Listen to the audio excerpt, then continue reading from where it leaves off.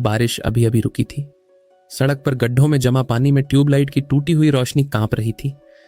एक छोटा सा चाय का ठेला, भांप उड़ती हुई केतली, और उसके सामने खड़ा था आरव।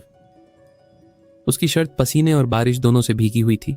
जेब में सिर्फ 27 रुपए, फोन पर 14 मिस्ड कॉल्स और दिमाग में सिर्फ एक आवाज, तू जिंदगी में आखिर कर क्या रहा है। पास वाली टेबल पर उसके पुराने स्कूल का दोस्त बैठा था। सेम एज, सेम सिटी, लेकिन जिंदगी बिल्कुल अलग। महंगी घड़ी, कार की टेबल पर, कॉन्फिडेंस चेहरे पर, और आरव वो चाय के गिलास को ऐसे पकड़कर खड़ा था जैसे खुद को टूटने से रोक रहा हो। उसके दोस्त ने हंसते हुए पूछा, भाई अभी भी सेम रूटीन? आरव मुस्कुराया, वही फेक स्माइल जो इंसान तब देता है जब उसके पास सच बोलने की हिम्मत नहीं बचती।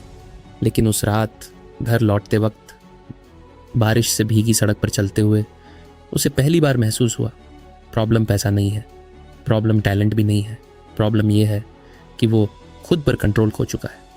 सुबह अलार्म बजता है लेकिन बॉडी उठना नहीं चाहती। काम शुरू करता है लेकिन माइंड डिस्ट्रैक्शन ढूंढने लगता है। गोल्स बनाता है लेकिन कंसिस्टेंसी 2 दिन बाद मर जाती है। और धीरे धीरे इंसान सपनों से नहीं, अपनी आदतों से हारता है। यही वो दर्द है जिसे दुनिया डिसिप्लिन की कमी बोलकर छोटा बना देती है, लेकिन असल में ये धीरे धीरे इंसान की आइडेंटिटी खा जाता है। और शायद शेल्डन की बात यहीं सबसे ज़्यादा डेंजरस लगती है, क्योंकि उसने डिसिप्लिन को मोटिवेशन का कजिन नहीं कहा, उसने उसे सर्वाइवल मैकेनिज्म कहा। एक ऐसी चीज़ जो डिसाइड करती है कि आने वाले 10 साल बाद तुम मिरर में खुद को रिस्पेक्ट करोगे या अवॉइड।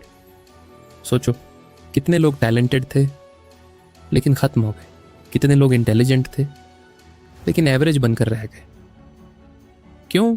क्योंकि टैलेंट तुम्हें शुरुआत दिला सकता है लेकिन डिसिप्लिन तुम्हें फिनिश लाइन तक ले जाता है। और यहीं ज़्यादातर लोग हार जाते हैं, क्योंकि डिसिप्लिन सुनने में इंस्पायरिंग लगता है लेकिन फील जेल जैसा होता है। सुबह जल्दी उठना, जब बॉडी मना कर रही हो तो काम करना चीज़ ऐसे है, जब मूड नहीं हो फ़ोन दूर रखना, जब डोपामाइन चीख रही हो। ये मोटिवेशनल मोन्टाज नहीं है, ये अंदर की लड़ाई है। और इस लड़ाई में सबसे डेंजरस एनिमी बाहर नहीं होता, तुम्हारे अंदर होता है। आरव भी यही लड़ाई हार रहा था। उसका कमरा इसका सबूत था। मेसी डेस्क, आधे पढ़े books, unopened laptop, gym membership card जिसकी एक्सपायरी ख़त्म हो चुकी थी, और दीवार पर चिपका वो पेपर, 2026 गोल्स जिस पर धूल जम चुकी थी। पेनफुल पार्ट पता है क्या है? उसने कोशिश छोड़ी नहीं थी। वो हर मंडे फिर से शुरुआत करता था लेकिन हर फ्राइडे टूट जाता था। और यही इनकंसिस्टेंसी इंसान को मेंटली ख़त्म करती है।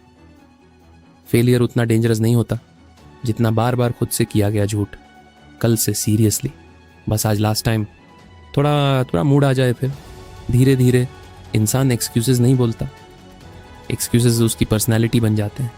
लेकिन एक चीज़ आरव को उस रात समझ आई, डिसिप्लिन का ऑपोजिट लेजीनेस नहीं है, डिसिप्लिन का ऑपोजिट है इमोशनल स्लेवरी।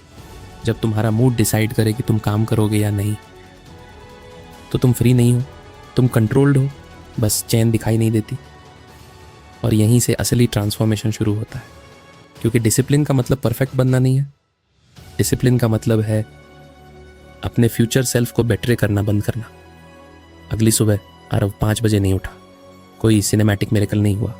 वो 8:37 पर उठा, लेकिन पहली बार उसने खुद को गाली नहीं दी। उसने बस एक सवाल पूछा, अगर मैं खुद को कंट्रोल नहीं कर सकता तो फिर मैं क्या कंट्रोल कर सकता हूँ? और यही सवाल डेंजरस था, क्योंकि अवेयरनेस हर ट्रांसफॉर्मेशन की शुरुआत होती है।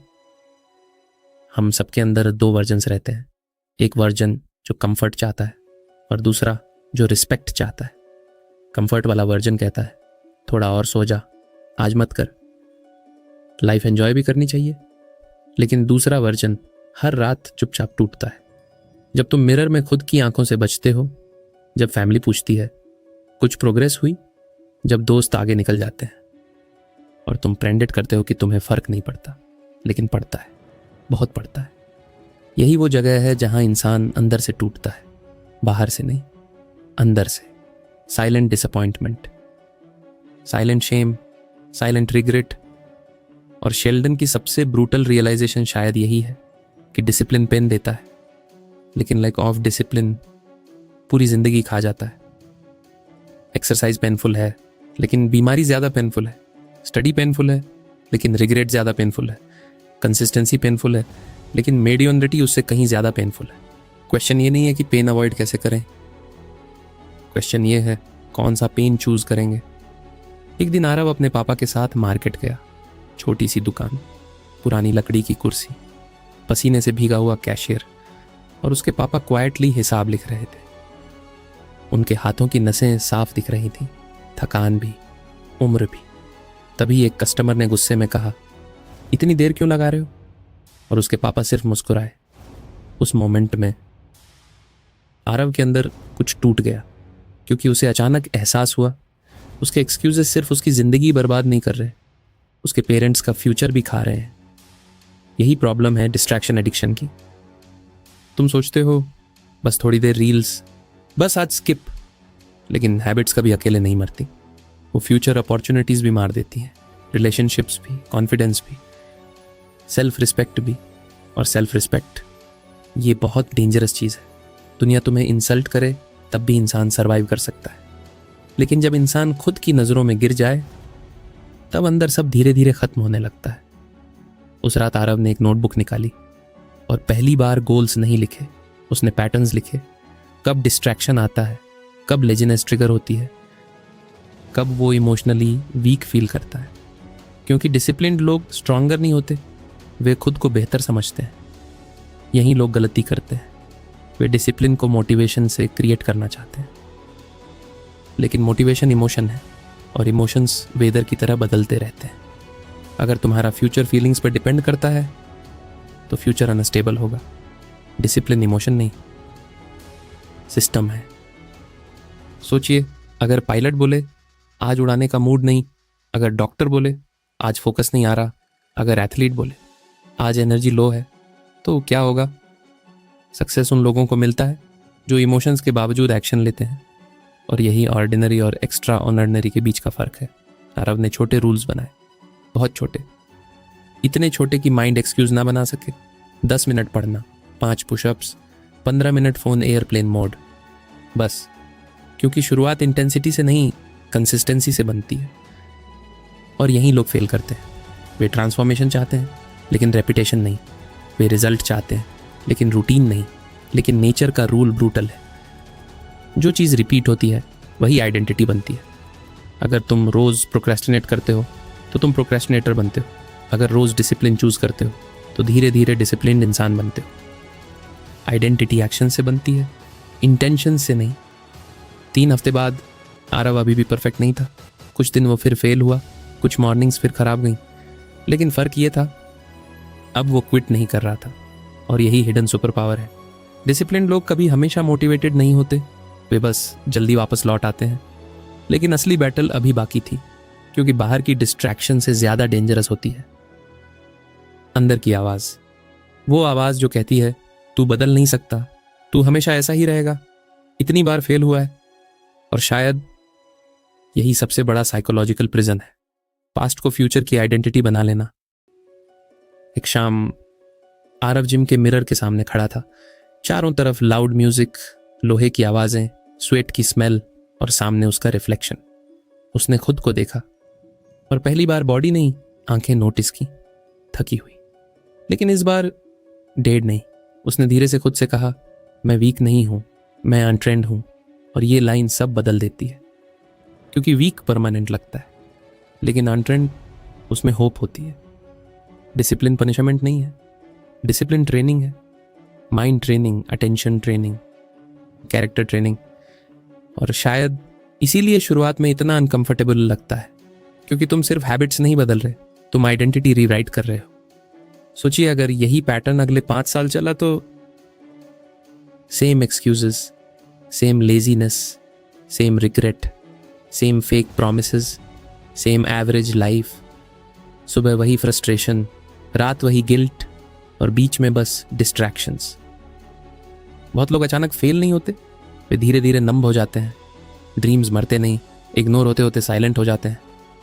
लेकिन इमेजिन करो दूसरा फ्यूचर, जहां तुम अलार्म बंद करके फिर नहीं सोते, जहां तुम प्रॉमिसेस खुद से तोड़ना बंद कर देते हो, जहां तुम अनकंफर्टेबल चीजें भी करते हो क्योंकि तुम्हें पता है टेम्परेरी कंफर्ट परमानेंट रिग्रेट से सस्ता नहीं है। इमेजिन 1 साल बाद मिरर में खुद को देखकर शेम नहीं, रिस्पेक्ट फील हो, फैमिली की आंखों में डिसअपॉइंटमेंट नहीं, प्राइड दिखे, माइंड में क्योज नहीं, क्लैरिटी हो। और ये ओवरनाइट नहीं होगा। कोई मोटिवेशनल वीडियो परमानेंटली तुम्हें नहीं बदल सकती, कोई कोट जिंदगी फिक्स नहीं करेगा। ट्रांसफॉर्मेशन बोरिंग रेपिटेशन से बनती है, डेली चॉइसेस से, टाइनी डिसिप्लिन से। यही ट्रूथ लोग सुनना नहीं चाहते, क्योंकि इसका मतलब है कोई आकर तुम्हें बचाने नहीं वाला। ना परफेक्ट टाइम आएगा, ना मैजिकल मोटिवेशन, ना अचानक कॉन्फिडेंस। तुम्हें खुद को उठाना पड़ेगा बार बार, even when nobody claps, even when results slow हों, इवन व्हेन माइंड कहे छोड़ना। क्योंकि आखिर में डिसिप्लिन का असली रिवॉर्ड सक्सेस नहीं है, असल रिवॉर्ड है अपने आप पर भरोसा वापस आना। जब तुम खुद से कुछ कहो और तुम्हारा माइंड पहली बार जवाब दे, हाँ ये करेगा, उस मोमेंट में इंसान अंदर से बदलता है। 1 साल बाद उसी चाय के ठेले पर बारिश फिर हो रही थी, लेकिन इस बार आरव की आंखों में पैनिक नहीं था। उसकी बॉडी अभी भी परफेक्ट नहीं थी, बैंक बैलेंस भी करोड़ों में नहीं था, लेकिन उसके चलने में स्टेबिलिटी थी, आवाज में क्लैरिटी थी, और सबसे इंपॉर्टेंट, अब उसे खुद से नजरें नहीं चुरानी पड़ती थी। क्योंकि डिसिप्लिन ने उसकी जिंदगी इंस्टेंटली रिच नहीं बनाई, लेकिन उसने उसे वीक फील करना बंद करा दिया। तो अगली बार जब तुम कोई प्रॉमिस खुद से करो और फिर माइंड एक्सक्यूज देने लगे, तब एक चीज याद रखना, हर बार जब तुम खुद को बेट्रे करते हो, तुम सिर्फ एक टास्क स्किप नहीं करते, तुम अपनी आइडेंटिटी कमजोर करते हो। और हर बार जब तुम डिस्कम्फर्ट चूज करते हो, तुम अंदर एक नया इंसान बिल्ड करते हो। अब डिसीजन तुम्हारा है। 5 साल बाद क्या तुम वही एक्सक्यूजेस रिपीट करोगे, या वो इंसान बनोगे जिसे मिरर में देखकर तुम्हें खुद पर गर्व हो? क्योंकि जिंदगी आखिर में टैलेंट नहीं पूछती, वो पूछती है जब कोई नहीं देख रहा था तब तुमने खुद को कितना कंट्रोल किया था।